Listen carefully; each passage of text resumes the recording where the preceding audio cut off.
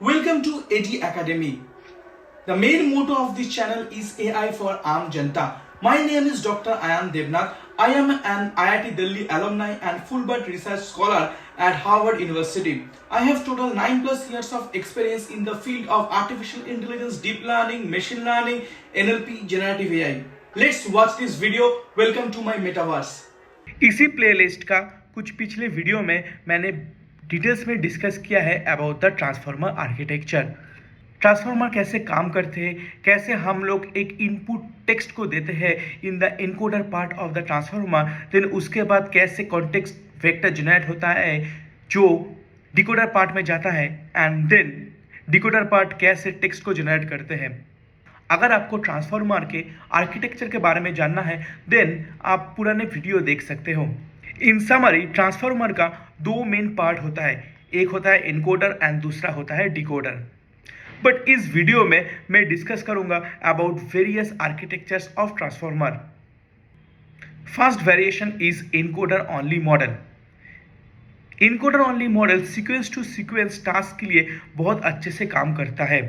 यहाँ पे एक बात ध्यान रखना होगा दैट द टेक्स्ट जो आप दे रहे हो as a input sequence and the text जो जनरेट हो रहा है एज अ आउटपुट सीक्वेंस, इन दोनों का लेंथ डिफरेंट हो सकता है।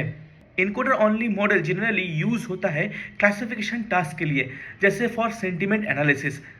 Famous example of encoder only model is BERT. Encoder only model आजकल के ज़माने में कम यूज होता है। Second variation is encoder decoder model, जो आप लोग पहले देख चुके हो इन माई प्रीवियस वीडियो, जहाँ पे मैं डिस्कस किया हूँ in details about how encoder decoder model use होता है फॉर मशीन ट्रांसलेशन और language translation.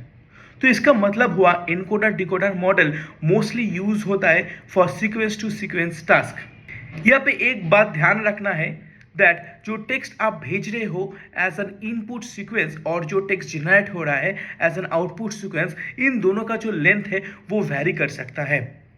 Generally encoder and decoder model use होता है for text generation task. Famous example of encoder decoder model is BERT RoBERTa. Third variation is decoder only model. ये भी mostly use होता है for sequence to sequence generation task. यहाँ पे एक बात ध्यान रखना है that the input sequence and the output sequence of decoder only model, इसका लेंथ जो है वो वेरी कर सकता है। Decoder only model generally use होता है for generative task, language modelling and text generations and sequence generations. Decoder only model का कुछ फेमस एग्जाम्पल मैं आपको बताता हूँ, जैसे जीपीटी फैमिलीज है।